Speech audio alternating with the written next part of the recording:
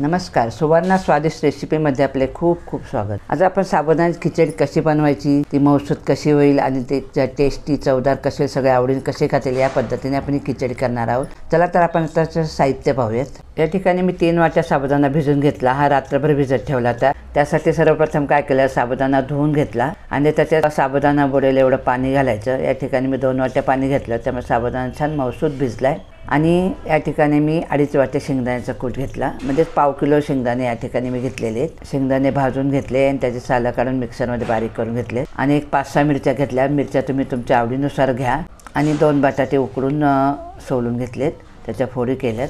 आता काय करायचं, आपण साबुदाण्यामध्ये आपला दाण्याचा कूट मिक्स करून घ्यायचा। एकदम सगळा नाही घालायचा, जसं आपल्याला हवा त्या हिशोबाने आपण टाकायचं। काहींना खिचडीत साबुदाणा कमी आवडतो, काहींना जास्त आवडतं, त्या हिशोबाने मी ते 2.5 वाट्या दाण्याचा कूट घेतलेला आहे।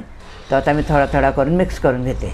आधी साबुदाणा शेंगदाणे मिक्स करून घेतले की कशी आपली खिचडी म्हणजे दाणे एका बाजूला किंवा साबुदाणा एका बाजूला असं होत नाही, व्यवस्थित मिक्स केला जातो। आता सर्वप्रथम काय करायचं, एक भांडं तापून घेतलं, त्याच्यामध्ये 3 पळ्या तेल घातले, 1 चमचा जिरं आणि आपल्या मिरच्या होत्या त्या मी सगळ्या घेतलेल्या नाहीत, 2-3च मिरच्या घेतल्यात, कारण त्या तिखट खूप मिरच्या आहेत, त्यामुळे त्या बारीक चिरून घेतल्यात आणि ह्या तेलामध्ये टाकल्यात। आता याच्यामध्ये आपण उकडून घेतलेल्या बटाट्याच्या फोडी केल्यात, त्या ह्याच्यामध्ये घालायच्या आणि तेलात चांगलं परतून घ्यायचं। तेलात बटाटा परतला ना की खिचडी खमंग लागते अशी।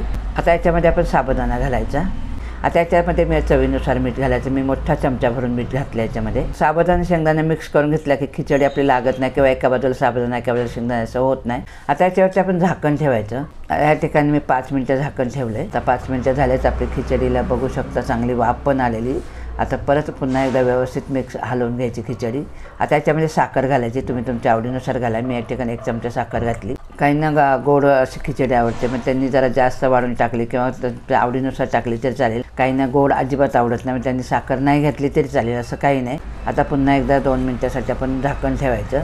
आता 2-3 मिनिटं झाली, आपली खिचडी छान तयार झाली, बघू शकता कशी मस्त झाली।